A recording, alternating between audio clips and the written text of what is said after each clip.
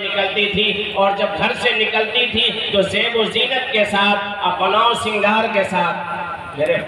میرے بھائی، اس کا منظر دیکھنے کو آپ کو ملے گا موقع، ابھی آپ اس طرف نظر مت رکھیے، ورنہ جو باتیں آپ کے سامنے کی جا رہی ہیں وہ آپ سن نہیں پائیں گے۔ اس کا ایک خوشنما منظر اب کچھ ہی دیر میں آپ کو دیکھنے کو ملے گا، انشاءاللہ آپ دیکھ لیں گے۔ یہ عورتوں کو اللہ تعالیٰ نے حکم فرمایا، مردوں کے لیے بھی حکم فرمایا، قُلْ لِلْمُؤْمِنِينَ يَغُضُّوا مِنْ أَبْصَارِهِمْ وَيَحْفَظُوا فُرُوجَهُمْ۔ مومن مردوں سے اے محمد صلی اللہ تعالیٰ علیہ وسلم آپ فرما دیجئے کہ اپنی نظروں کو، اپنی نگاہوں کو نیچے رکھیں، اپنے شرمگاہوں کی حفاظت کریں۔ جب تک یہ مومن مرد نہیں کریں گے تب تک انسان میں جو اللہ نے حیا رکھی ہے، اور اس حیا کے پیچھے اور اس نگاہ کے نیچے رکھنے کے پیچھے جو راز چھپا ہوا ہے اس پر عمل نہیں ہو پائے گا۔ مومن عورتوں سے بھی اللہ تعالیٰ نے یہ حکم دے دیا، قُلْ لِلْمُؤْمِنَاتِ يَغْضُضْنَ مِنْ أَبْصَارِهِنَّ وَيَحْفَظْنَ فُرُوجَهُنَّ کہ آپ مومن عورتوں سے بھی کہہ دیجئے کہ وہ اپنی نگاہوں کو نیچے رکھیں۔ آپ کو معلوم ہونا چاہیے، اللہ تعالیٰ حضور اکرم صلی اللہ تعالیٰ علیہ وسلم نے ارشاد فرمایا کہ یہ نگاہ، یہ جو نظر ہے، ابلیس کے تیروں میں سے ایک تیر، ابلیس کے تیروں میں سے ایک تیر ہے۔ شریعت نے جو پاکیزہ معاشرہ ہم سب کو دیا ہے، اور ایک پاکیزہ زندگی گزارنے کی جو نعمت اللہ نے ہم سب کو دی ہے، اور بے حیائی سے بچنے اور بے پردگی سے بچنے اور گناہوں تک اور زناکاری تک پہنچنے کے لیے جو اللہ تعالیٰ نے ہدایات دی ہیں، اس میں سب سے پہلا بریک جو لگایا ہے کہ اپنی نظر کی حفاظت کرو۔ جب تک تم اپنی نظر کی حفاظت نہیں کرو گے، ظاہر سی بات ہے اس سے آگے کا جو مرحلہ ہے اس سے ہم نہیں بچ پائیں گے۔ اس لیے ایک حدیث شریف میں فرمایا گیا کہ عورت جب گھر سے نکلتی ہے تو شیطان اس کے پیچھے چلتا ہے۔ آپ غور کیجئے گا، خوب آزمائیے گا اس بات کو۔ آپ راستے پر چل رہے ہوتے ہیں، آگے پیچھے کہیں آپ کا کوئی ارادہ نہیں ہوتا، اچانک آپ کی نظر کسی عورت پر پڑ جائے گی، اچانک آپ کی نظر کسی غیر محرم پر پڑ جائے گی۔ آپ سوچئے گا کہ نظر کیسے اٹھی؟ یہ شیطان نظر کو اٹھاتا ہے، شیطان نظر کو اٹھاتا ہے۔ اس لیے سب سے پہلا بریک شریعت نے اس پر لگایا ہے کہ تم اپنی نظر کی حفاظت کرو، اور عورتوں کو یہ خاص حکم دیا کہ آپ حجاب کے اندر رہیں، پردہ کے اندر رہیں، نقاب ڈال کر رہیں، اپنے اوپر ایک اتنی بڑی چادر اور کشادہ چادر ڈالیں کہ آپ کے جسم کا پورا حصہ چھپ جائے۔ اور یہ پردہ کوئی شریعت اسلامی ہی کا حکم نہیں ہے، یہ دراصل تو فطرت میں داخل ہے، اور دنیا کے جتنے مذاہب ہیں ہر مذہب کے یہاں پردے کا حکم ہے، ہر مذہب کے ماننے والے ہیں۔ ہمارے ملک میں بھی جتنے مذاہب ہیں ہر مذہب میں پردے کا حکم کسی نہ کسی درجے میں موجود ہے۔ اور بہت مشہور واقعہ ہے، آپ سب جانتے ہیں، اس ملک میں جو مذہب رائج ہے زیادہ تر اور جس کے ماننے والے ہیں وہ ہمارے ہندو بھائی کا ہندو دھرم مذہب، ان کا بہت مشہور قصہ ہے رام کا اور سیتا جی کا، اور جو وہ بنواس کا زمانہ ہوا تھا اس کو بھی جانتے ہیں۔ یہ سیتا جی جتنے دن رہی ہیں اپنے بھائی، اپنے دیور لکشمن کے سائے میں، آپ تو پورا قصہ سنانے کی ضرورت نہیں ہے۔ جب لکشمن سے کہا گیا کہ اپنے بھابھی کو پہچانو تو وہ نہیں پہچان پائی۔ سیتا اور لکشمن جو اس کے دیور تھا وہ اس ڈھنگ سے رہی ہیں کہ کبھی ان کے پاؤں تک کے انگوٹھے کو بھی نہیں دیکھا۔ یہ اتنی بڑی جو سیتا جو ان لوگوں کی دیوی ہیں، ان لوگوں کی معبود ہیں، جن کے یہ لوگ پوچھتے ہیں، ان کا یہ ہے۔ ہر مذہب میں پردے کا حکم ہے، پھر ہمارا مذہب تو سب سے پاکیزہ ہے، اللہ تعالیٰ نے اس کو ہر اعتبار سے معزز محترم بنایا ہے۔ اس لیے ہماری ماں بہنوں کو بھی چاہیے کہ ہمیشہ پردے کا اہتمام کریں، پردے کا خیال رکھیں، اور جب گھر میں رہیں تو ٹھیک ہے اپنا جو ضروری کپڑا ہے اس میں رہیں، گھر سے باہر اگر نکلنے کی ضرورت ہے تو پردے کے ساتھ، حجاب کے ساتھ، نقاب کے ساتھ، وہ کچھ نہیں ہے تو کم سے کم اپنے بدن کے اوپر اتنا بڑا کپڑا ڈالیں جس سے بدن کے جسمانی ساخت اور بدن کی جو ہے کہ حصے وہ ظاہر نہ ہو پائے۔ آج جو برائیاں عام ہیں جو برائیاں عام ہیں ہم سب جانتے ہیں، اس کی وجہ یہی ہے کہ بے پردگی رائج ہو رہی ہے، کھلے عام بے پردگی ہو رہی ہے۔ اور مجھے کہنے دیجئے کہ ایک تو بے پردگی وہ ہے کہ ہماری ماں اور بہنیں اپنے گھروں سے بے پردہ ہو کر نکلتی ہیں، لیکن گھر میں رہ کر بھی بے پردگی ہوتی ہے۔ یہ جو ابھی سیتا اور رام لکشمن جی کے بارے میں سنایا، دیور کے بارے میں، پتہ ہے کیا حکم ہے ہمارے شریعت میں؟ اللہ کے رسول صلی اللہ تعالیٰ علیہ وسلم نے فرمایا الحم و موت، دیور موت ہے، اس کے لیے کوئی باہر جانے کی ضرورت تو نہیں ہے۔ بھابھی اور دیور کا جو رشتہ ہوتا ہے، جس کو ہمارے معاشرے میں، ہمارے سماج میں بہت جائز اور بہت اچھا سمجھا جاتا ہے کہ جتنی بھی دل لگی کرنی ہو، جتنی بھی باتیں کرنی ہو، جتنے بھی ہنسی مذاق کرنا ہو، وہ دیور بھابھی سے کر لے، بھابھی دیور سے کر لے، اور اس کو برا نہیں سمجھا جاتا اور گناہ نہیں سمجھا جاتا۔ اور پھر اس گھر میں وہ معاملے ہوتے ہیں جس کو آپ سب جانتے ہوں گے۔ میرے بھائی، سخت ممانعت ہے بھابھی کا دیور سے بات کرنا اور اس سے بے پردہ رہنا، کسی اعتبار سے درست نہیں۔ چنانچہ آپ سب دیکھتے ہیں، ہمارے مفتیان کرام موجود ہیں، یہاں ہمارے قاضی شریعت موجود ہیں، میں بھی اس کام سے الحمدللہ جڑا ہوا ہوں۔ اس طرح کے اتنے معاملے آتے ہیں کہ بھابھی اور دیور کا معاملہ خراب ہو گیا، اور یہ ہمارے گھروں میں ہوتا ہے۔ اس لیے ہمارے گھروں میں رہ کر بھی ہمارے نظریں محفوظ نہیں ہیں، تو پھر روڈ پر اور سڑک پر اور کھلے عام جگہوں پر کیا محفوظ رہیں گے؟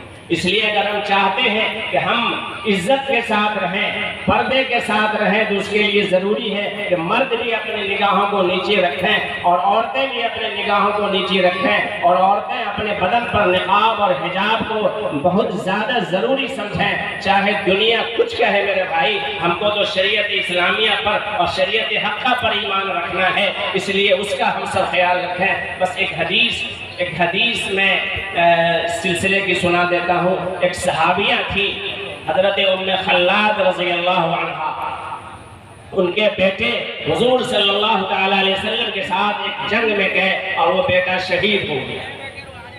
حضرت ام خلاد رضی اللہ عنہ جو صحابیہ تھی، پورے چہرے پر نقاب ڈال کر حضور صلی اللہ علیہ وسلم کے پاس گئی پوچھنے کے لیے کہ اللہ کے رسول میرا بیٹا کہاں ہے؟ ماں تھی، اپنے بیٹے کی تلاش تھی کہ میدان جنگ میں میرا بیٹا بھی گیا تھا، اللہ کے رسول صلی اللہ علیہ وسلم میرا بیٹا کہاں ہے؟ تو حضور پاک صلی اللہ علیہ وسلم نے ارشاد فرمایا ام خلاد، آپ کا بیٹا اللہ کے راستے میں شہید ہو گیا۔ وہاں جو بیٹھنے والے لوگ تھے انہوں نے ام خلاد سے یہ کہا، ام خلاد آپ اپنے بیٹا کے بارے میں پوچھنے آئی ہیں اور اس بے چینی کے عالم میں کہ آپ کا بیٹا شہید ہو گیا ہے، کتنا بڑا صدمہ اور غم ہوگا، اور پھر بھی آپ اپنے چہرے پر، اپنے بدن پر نقاب ڈال کر آئی ہیں۔ اس حالت میں تو آدمی بے چین ہو جاتا ہے، عورتیں اپنے کپڑے تک کو ہٹا دیتی ہیں، لیکن آپ کتنے چین اور سکون اور صبر کے ساتھ کام لے رہی ہیں کہ آپ نقاب ڈال کر حضور پاک صلی اللہ علیہ وسلم سے پوچھنے آئی۔